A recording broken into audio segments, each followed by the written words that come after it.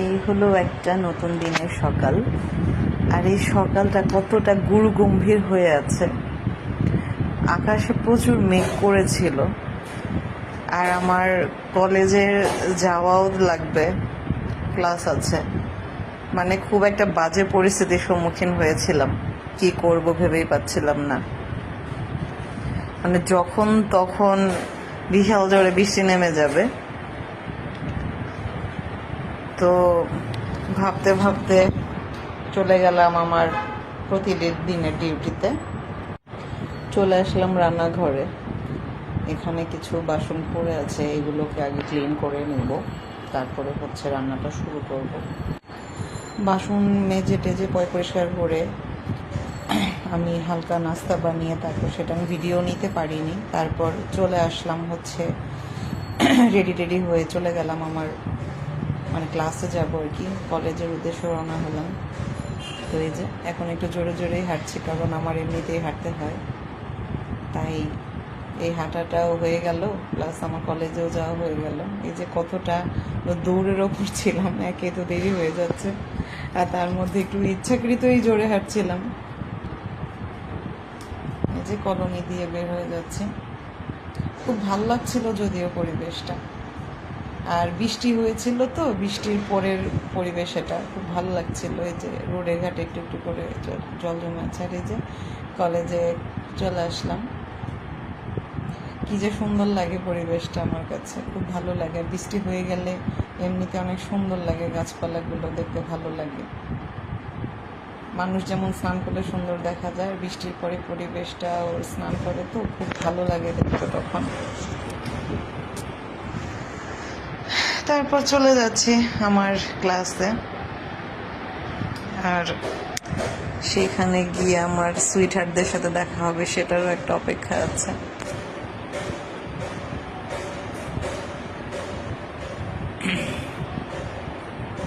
আর বৃষ্টিতে একেবারে কাদা কাদা হয়ে গেছে ফ্লোরগুলা, এই যে খুব বাজে পরিস্থিতি। তারপরে এই যে আমার পাগলি বান্ধবী, একটু পরে দেখাবো কি করে। এই যে সেমিনার রুমে চলে আসলাম, সবার সাথে হাই হ্যালো হলো, অনেকদিন পর আসলে দেখলাম। তারপর একতলা থেকে আরেক তলায় চলে গেলাম, মানে ছিলাম দোতলায়, চলে আসলাম হচ্ছে 5তলাতে। এখানে আমাদের ক্লাস নেওয়া হবে। আর এই যে পাগল, দেখেন কি করে। আসলে গ্রুপের মধ্যে এরকম একটা পাগলের খুব প্রয়োজন আছে, দরকার, না হলে ভালো লাগে না। আর বন্ধুত্ব মানেই তো দুষ্টামি হবে, ফাজলামি হবে, এটাই তো, তাই না? তো এই যে এক এক করে সব চলে আসছে, আর এখানে একটা কিউটে ডিব্বাও চলে আসছে। আর ক্লাসে গিয়ে শুধু পড়াশোনা করব এটা তো হতে পারে না, এখানে সব কিছু হবে। আর এখানে ওয়েদারটা একটু দেখে নিচ্ছিলাম, পরিবেশটা এত ভালো লাগছিল, তাই ক্লাসের মাঝখানে একটু ভিডিও করছিলাম। যদিও স্যার ততক্ষণে আসেনি, এক এক করে যে সবাই আসছে।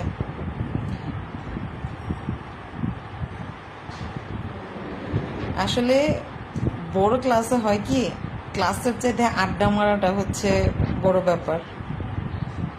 এই যে ক্লাসও করেছি, তারপর হচ্ছে আড্ডাও মেরেছি, তারপর সবাই সাথে এখন বিদায় নেওয়ার পালা। আমাদের ক্লাস হয়ে গেছে, এখন আমরা বের হয়ে গেছি। তারপর হচ্ছে চলে আসলাম আমার বাসার উদ্দেশ্যে।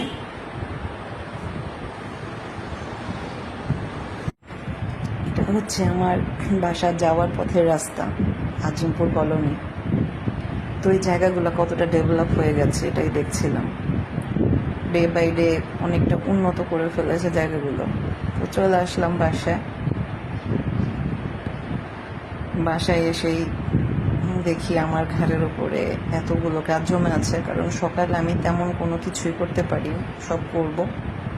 তো এখানে আগের দিনের রাতে আনা কলা, আর হচ্ছে এখানে বাবুরদের বাবুরখানি, সেগুলোকে একটু গুছিয়ে নেব। যদিও বাবুরখানিটা আমি খেতে পারবো না, প্যাকেট খুলে দেখি সবগুলোতে চিনি দেওয়া, আর যেহেতু সুগার আমি খাই না, সেহেতু এটা আমার খাওয়ার যোগ্য না। হয়তো এগুলো কাউকে দিয়ে দিতে হবে, এছাড়া গতি নেই। কারণ আমার ঘরে আমি আমার বর কেউই সুগার খাই না, দুইজনেরই রেস্ট্রিকশন আছে সুগারের। এই যে দেখেন,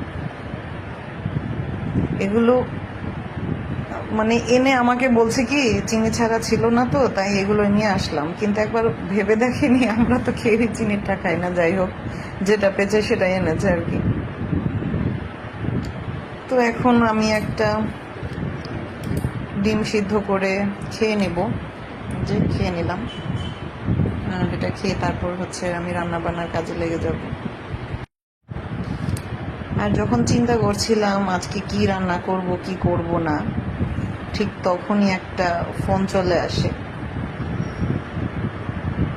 আমি রেডি হয়ে বের হয়ে যাই। সেই ক্লিপটা আমি সেভাবে নিতে পারিনি। আর হচ্ছে আমার কলেজে মানে ভার্সিটিতে ভাইভা এক্সাম আছে, আর তার জন্য আমাকে রেডি হতে হবে। এর জন্য আমি একটা শাড়ি কিনতে যাব বেসিক্যালি। এর জন্যই আমার বর আমাকে ফোন করেছে যে হাতের কাজ যা আছে তুমি এগুলোকে রেখে বের হয়ে যাও। তো আমি মোটামুটি গুছিয়ে নিচ্ছিলাম কি রান্না করব, কিন্তু ফোনটা আসার কারণে আমাকে সবগুলো ফেলে রেখে চলে যেতে হয়। এখানে কি রান্না করব, আমার এই মুদির দোকান, এখান থেকে সব বের টের করছিলাম আর কি। আর এখানে আমি শুটকি খাবো এটাই প্ল্যানিং করেছি। তো এই যে শুটকিটাকে বের করে নিচ্ছিলাম, মানে সব কিছু হাতের কাছে রেখে যাচ্ছিলাম যাতে করে আমার কাজটা খুব তাড়াতাড়ি হয়ে যায়। আর এটাকে রান্না করবো হচ্ছে সাজনা দিয়ে, সাজনা আলু বেগুন দিয়ে রান্না করব। শুটকি মাছ সাজনা আলু বেগুন দিয়ে তরকারিটা খুব ভালো লাগে। আর এখানে পুঁই শাকও নিয়েছি। এই যে চলে আসলাম মার্কেটে। মার্কেটে এসেই প্রথমে আমাকে খেতে হবে, মানে শপিংয়ের আগে আমাকে খেতে হবে। কেন যেন আমি বাহিরে গেলে আমার ক্ষুধা লেগে যায়। তারপর এই যে চলে আসলাম, শপিং টপিং করে গিয়েছিলাম একটু স্বপ্নতে। মানে সময়টা কিন্তু অনেক হয়ে গেছে, যদিও আমি ঘড়ির টাইমটাকে কখনো শো করি না, জাস্ট একাধারে ভিডিও ক্লিপ ছোট ছোটগুলো নিয়ে আমি অ্যাড করে দেই। তো বেশ রাতও হয়ে গেছে বলতে গেলে।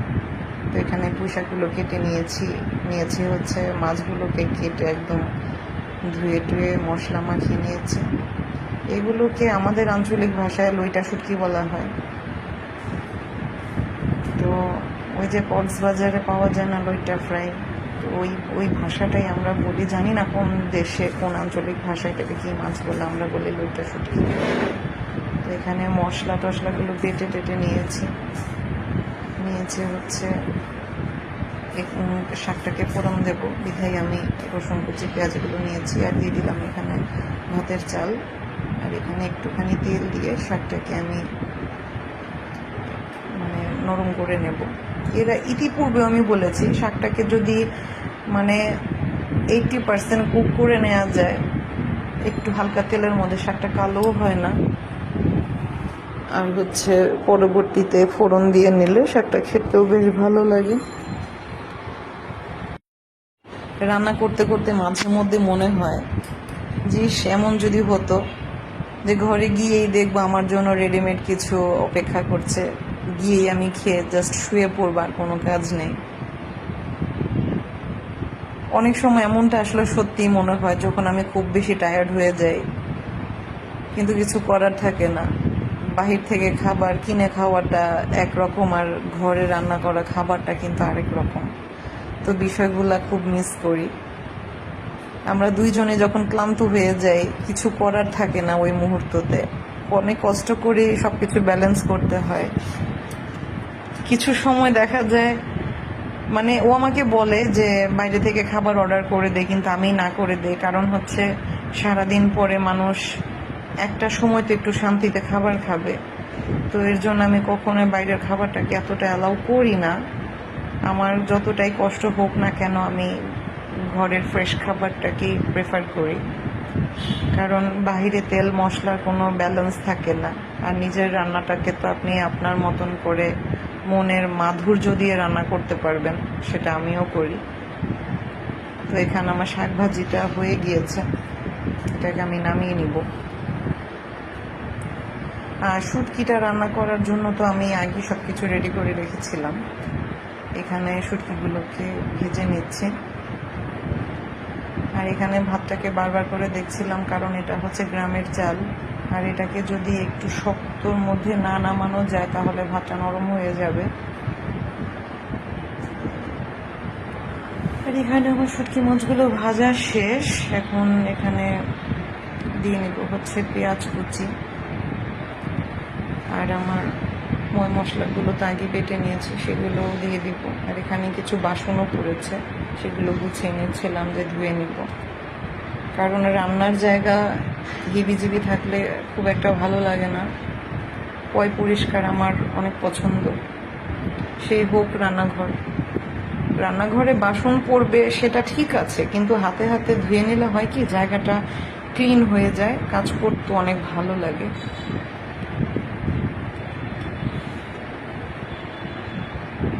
এখন দিয়ে দিলাম মশলাগুলো সুন্দর করে। এখন এগুলোকে তেলের মধ্যে কষিয়ে নেব, মানে যত পর্যন্ত তেল না উপরে ভেসে ওঠে ওই পর্যন্ত এগুলোকে সুন্দর মতন করে কষিয়ে নেব, যাতে কাঁচা কাঁচা গন্ধটা চলে যায়। আর রসুন পেঁয়াজের কিন্তু একটা ঝাঁজ আছে, সেটাকে যদি আপনি সুন্দর মতন করে না ভেজে নেন সেটা অনেক তীব্র গন্ধ করে। তাই খুব ভালো করে মশলাগুলোকে কষিয়ে নিতে হয়। যে কোনো রান্না মশলা যদি আপনি সুন্দর করে না ভেজে নেন তাহলে সে রান্না খেতে একদম ভালো লাগবে না। আর আমি সব সময় চেষ্টা করি রান্নাগুলোকে এইভাবে করে করার জন্য। আপনারা যারা আমার ভিডিও দেখেন বা ফলো করেন তারা নিশ্চয়ই খেয়াল করেছেন, আমি যে কোনো কিছু রান্নাই কিন্তু মশলাটাকে কষিয়ে নিই। আর যদি কোনো মাখা তরকারি রান্না করি সেই ক্ষেত্রেও আমি সবজির সাথে মশলাটাকে ভালো করে কষিয়ে নিই, মানে জল দেব না, তার আগেই খুব সুন্দর করে কষিয়ে নেব তেল ভেসে না ওঠা পর্যন্ত। তাতে করে না মশলার কাঁচা ভাবগুলো চলে যায়। তো এখানে সবজিগুলো দিয়ে আমি ঢেকে দিলাম। আর এখন এখানে আমার বাসনগুলো ধোয়া হয়ে গেছে, এখন দেখে নিচ্ছি কি অবস্থা। আর এই তরকারিটা বেশ ভালো লাগে খেতে, আমার বরের দুইয়েরই পছন্দ।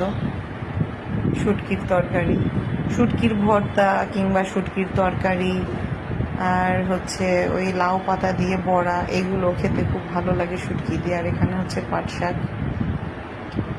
আর ওই যে বলেছিলাম না, গিয়েছিলাম হচ্ছে একটু নিউ মার্কেটে, আর গিয়েছিলাম হচ্ছে স্বপ্ন বাজারে, সেখান থেকে আমার কিছু গ্রোসারি কেনা ছিল, এগুলো সব কিনে এনেছি। আর আমার ঘরে একটু ধোয়াপালা বেশি, কারণ আমি 2 দিন পর পরই চাদর, তারপরে হচ্ছে জানালার পর্দা, পাপোশ সেগুলোকে উঠিয়ে দেই, কারণ নোংরা আমার ভালো লাগে না। একটু ময়লা হতে না হতে এগুলোকে আমার ধুতে হয়। আর প্রতিদিনের কাপড়ে আমি পাউডার ব্যবহার করি, এর জন্য আমার ঘরে প্রচুর পাউডার লাগে। আর আমি এখানে একটু ককটেল করি, এখানে আমি হুইল, তারপর হচ্ছে রেইন পাওয়ার হোয়াইট, এগুলোকে একসাথে মিক্স করে নেই, আমার ভালো লাগে দুইটার স্মেল একসাথে। আর এখানে এনেছি সাবান, তারপর এনেছিলাম হচ্ছে নুডলস, আর এনেছি হচ্ছে ফ্লোর ক্লিনার। এটার স্মেলটা এত সুন্দর, এত ভালো লাগে, ঘরটা একদম ক্লিন হয়ে যায় আর খুব সুন্দর একটা ঘ্রাণ করে, মানে ভালো লাগে অনেক। এটাকে কিনেইছি হচ্ছে স্মেলের কারণে। ঘরটাকে যখন মানে মুছি না, খুব সুন্দর একটা মানে স্মেল বের হয়, ভালো লাগে সেটা। আর এখানে এনেছি আর্টিফিশিয়াল গাছ, আর এখানে কিছু কাপড় চোপড় আছে।